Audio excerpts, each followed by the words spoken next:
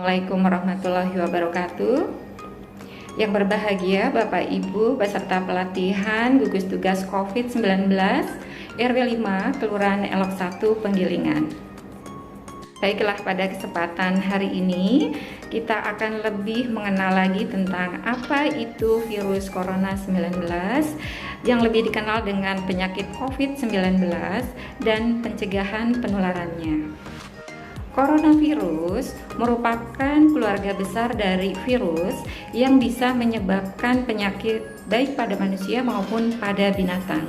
Pada manusia, layaknya seperti virus lain, bisa menyerang pada saluran pernafasan seperti halnya penyakit flu, kemudian penyakit Middle East Respiratory Syndrome atau disebut juga dengan MERS, dan juga sindrom pernapasan akut berat atau Severe Acute Respiratory Syndrome atau disebut juga SARS.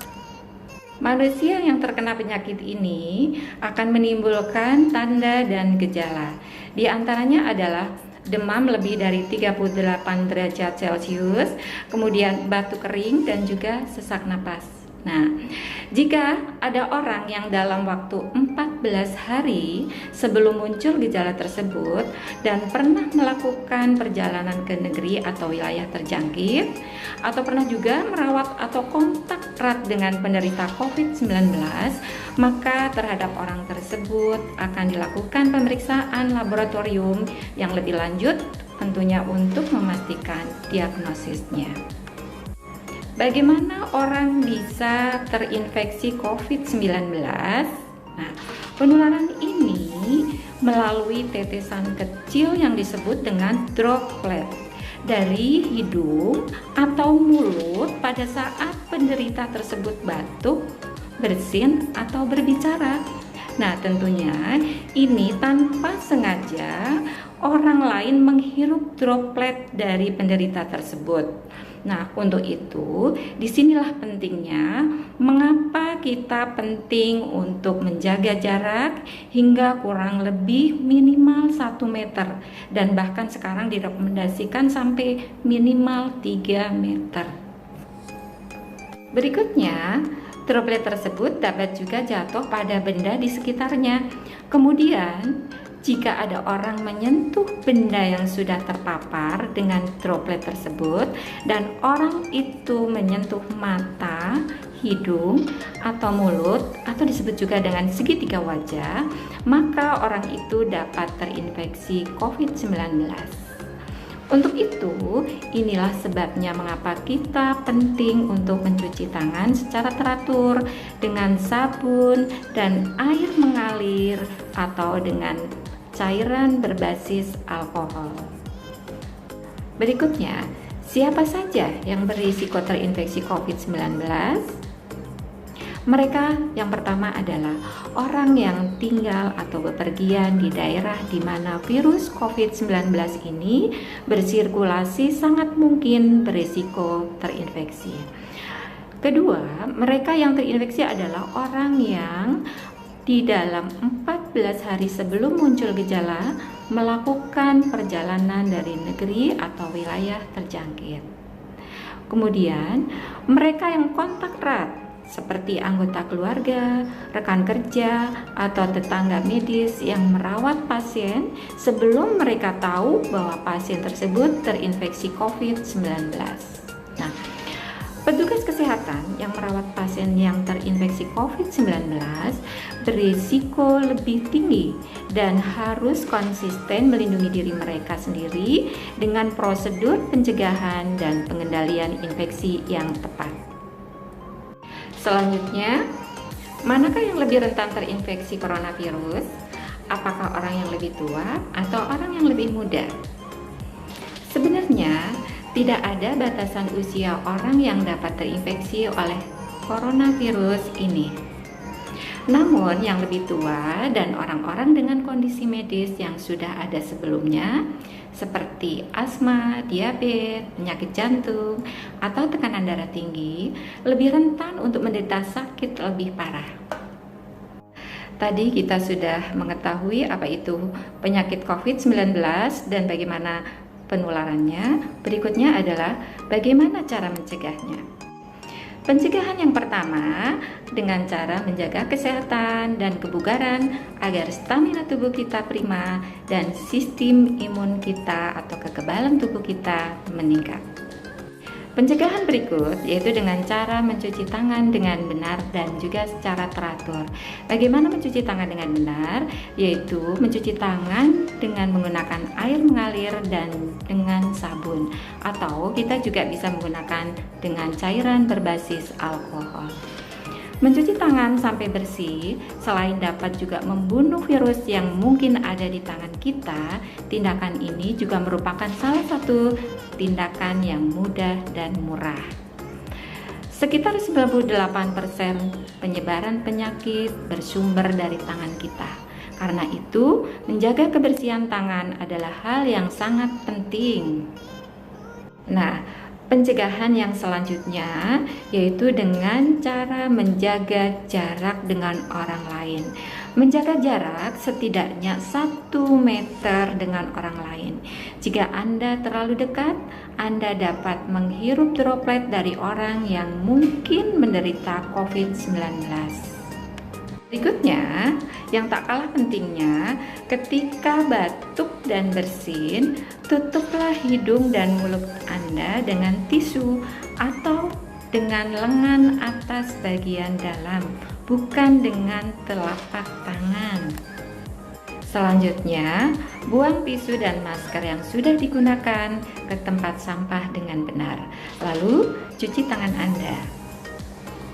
Selanjutnya, hindari menyentuh mata, hidung, dan juga mulut yang disebut juga dengan segitiga wajah.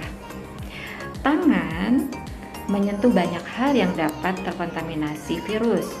Jika kita menyentuh mata, hidung, dan juga mulut dengan tangan yang terkontaminasi, maka virus dapat dengan mudah masuk ke dalam tubuh kita. Selanjutnya, gunakanlah masker ya. Menggunakan masker harus dengan benar. Bagaimana menggunakan masker yang benar? Masker harus menutup mulut dan juga hidung. Masker ini kita gunakan saat sakit atau saat akan keluar rumah. Pencegahan berikutnya adalah tetaplah di rumah. Hindari kontak dengan orang lain dan juga bepergian ke tempat umum. Kemudian, tunda perjalanan Anda ke wilayah atau ke negara di mana virus ini sedang mewabah. Nah, terakhir, selalu pantau perkembangan penyakit COVID-19 dari sumber resmi dan akurat. Ikuti arahan dan juga informasi dari petugas kesehatan dan juga dari dinas kesehatan setempat. Informasi dari sumber yang tepat dapat membantu Anda terlindung dari penularan dan juga penyebaran penyakit ini. Demikianlah Bapak Ibu, tadi kita sudah bersama-sama mendalami tentang apa itu virus corona, bagaimana penularannya, sehingga diharapkan kita bisa melakukan pencegahan penularan dari penyakit virus corona ini, sehingga kita akan terhindar dari penyakit ini. Terima kasih atas perhatiannya. Assalamualaikum warahmatullahi wabarakatuh.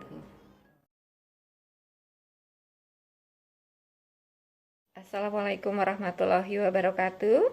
Selamat pagi, salam sehat.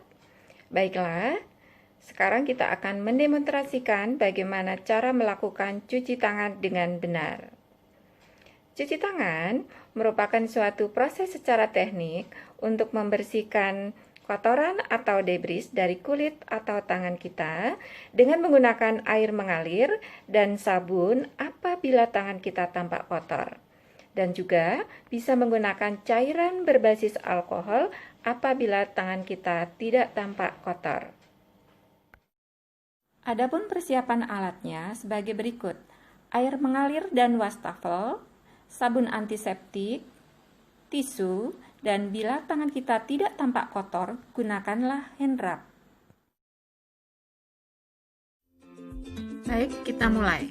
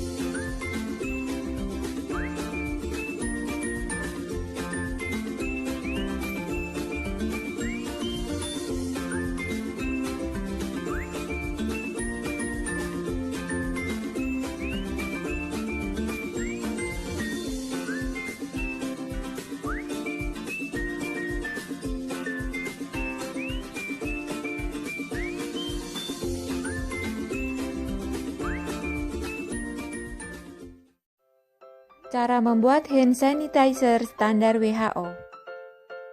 Adapun alat yang diperlukan sebagai berikut. Gelas ukur ukuran 1 liter. Corong. Botol plastik spray ukuran 50 ml. Bahan yang diperlukan untuk pembuatan volume 1 liter. Alkohol atau etanol 96% sebanyak 833 ml. Gliserin sebanyak 14,5 ml. Hidrogen peroksida 3% sebanyak 41,7 ml. Dan Aquades sebanyak 110 ml. Adapun langkah-langkah pembuatannya sebagai berikut. Tuangkan etanol 96% ke dalam gelas ukur sebanyak 833 ml. Masukkan hidrogen peroksida 3% sebanyak 41,7 ml. Tambahkan gliserin sebanyak 14,5 ml.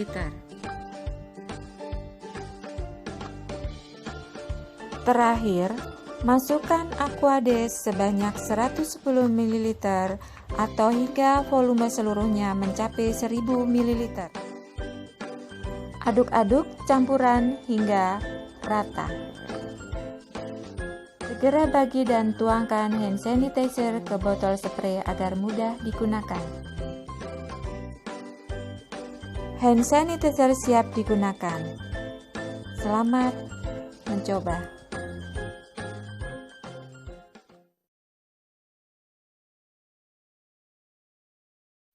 Assalamualaikum warahmatullahi wabarakatuh. Kali ini kita akan demonstrasikan cara penggunaan masker dengan benar. Masker merupakan salah satu alat pelindung diri yang bisa kita gunakan untuk melindungi diri kita dari masuknya debu maupun mikroorganisme melalui hidung maupun melalui mulut. Dengan menggunakan masker, kita juga bisa melindungi diri orang lain dari terpaparnya suatu penyakit yang bisa ditularkan dari udara pernapasan maupun dari percikan ludah ketika orang tersebut berbicara. Baik, kita kenali dulu jenis-jenis masker yang bisa kita gunakan. Masker N95 digunakan untuk pencegahan melalui udara, sedangkan masker bedah atau medis dan juga masker kain digunakan untuk pencegahan melalui droplet.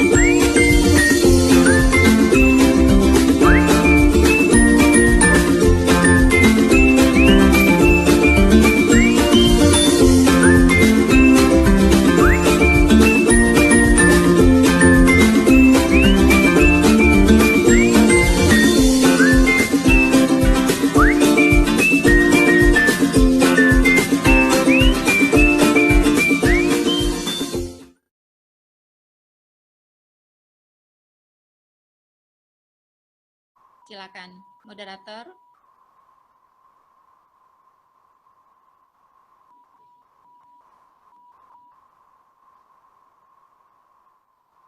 Ini gimana ya? Kok aku nggak bisa ini ya, Mas? Kok nggak kedengeran ya, moderator suaranya? Ya, terima kasih untuk Bu Eni atas penyampaian materinya. Untuk sesi selanjutnya adalah diskusi atau apakah dari bapak-bapak atau ibu-ibu ada yang ditanyakan terkait materi yang sudah disampaikan oleh Bu Eni.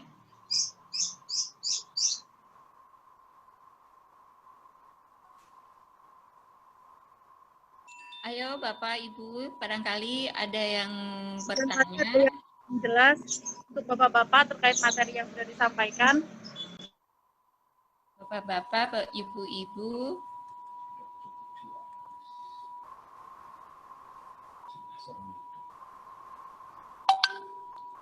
Pak RW, Pak Gugus COVID, Bapak Ketua, Pak Hardi, barangkali ada mau memberikan masukan kalau bukan pertanyaan.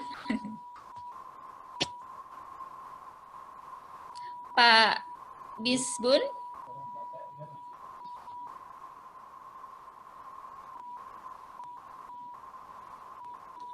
Silakan, atau udah cukup jelas? Karena ini sebenarnya hal yang sudah terbiasa kita mendengarnya ya Bapak Ibu ya. Tapi dengan kita diulang-ulang terus diharapkan kita sudah terbiasa untuk nantinya bersikap dan juga melakukan pencegahan penularan COVID ini. Cukup jelas Bapak Ibu atau masih ada yang mau disampaikan? Bapak mohon maaf di unmute dulu, dibuka mic-nya biar kedengeran ininya suaranya. Bapak maaf, dibuka dulu. Di unmute dulu, Pak. Nggak kedengeran suaranya. Tanda mic-nya diklik, Pak, biar kelihatan, biar kedengeran. Tanda mic yang warna merah diklik. Mau nanya dulu. Ya. Silakan. Ya, oke. Terima kasih Bu. Jadi untuk kami dari RT 10 RW 05 hanya kasih masukan saja.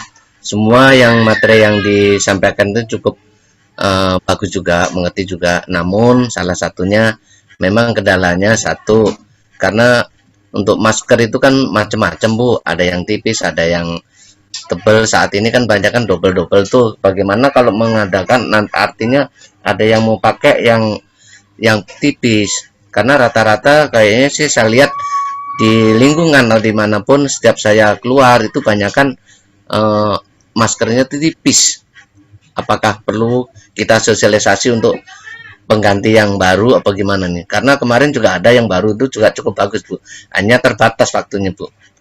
Mungkin itu aja, dan juga terima kasih semua yang untuk pengarahan ini semua. Saya juga terima kasih atas pengalaman baik mencuci tangan maupun apa, kita tuh artinya belajar untuk mencuci tangan kembali ini. Ada dari kecil ya Pak cuci tangannya. Oke, kayak gitu Pak, karena Bu ya. Oke, terima kasih Bu. Ya. Assalamualaikum warahmatullahi wabarakatuh.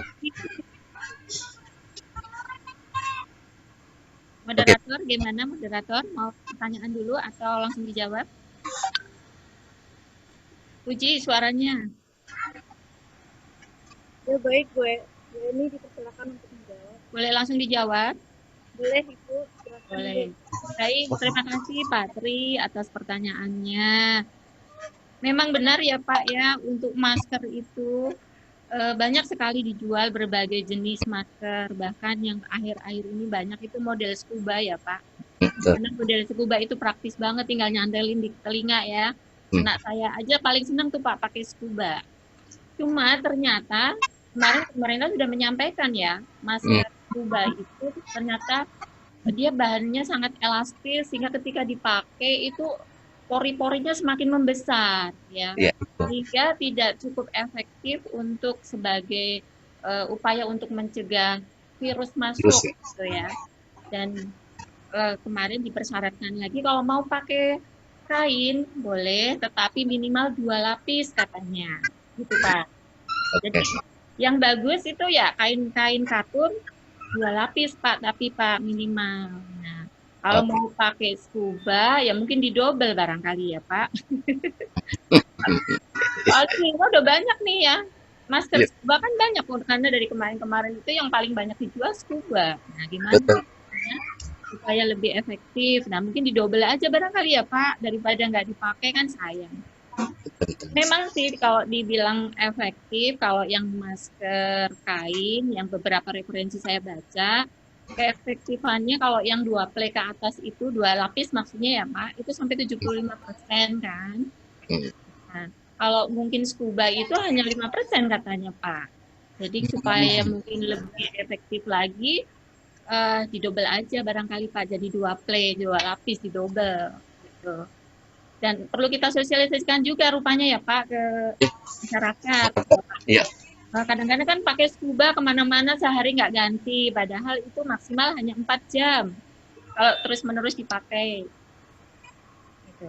Barangkali begitu Bapak, atau Bapak ada pengalaman lagi? oke. Terima kasih untuk selanjutnya. Jadi saya sebagai informasi nanti lebih efektif lagi untuk mengarahkan ke warga. Ya, terima kasih Pak Tri. Moderator, masih ada waktunya atau gimana? Apakah untuk apakah ada yang mau disampaikan lagi? Apakah ada yang ingin bertanya lagi? Bapak Ibu masih ada yang ingin disampaikan, ditanyakan? Suaranya moderator kurang keras soalnya. Masih ada? Terkait pembuatan hand sanitizer, barangkali? Masih ada waktu 5 menit lagi Ya. untuk bertanya dipersilakan. Ya, hand sanitizer yang Bapak Ibu pakai itu produksi sendiri ya Bapak Ibu yang tadi diserah ceritakan. Sudah dari awal kita sudah bikin. Betul. Anak saya juga dari tamatan dari AMK juga, dia mempraktekkan juga itu. Betul, Pak. Jadi pas ada itu langsung dia bikin eksperimen apa-apa gitu, kita sebelum keluar kita coba lagi, alhamdulillah juga diterapkan di lingkungan T10 Betul. alhamdulillah. Lebih irit ya Pak ya, Betul, kalau beli mahal. benar mahal, emang awalnya mahal, kita baru eksperimen. Ya. Oke itu.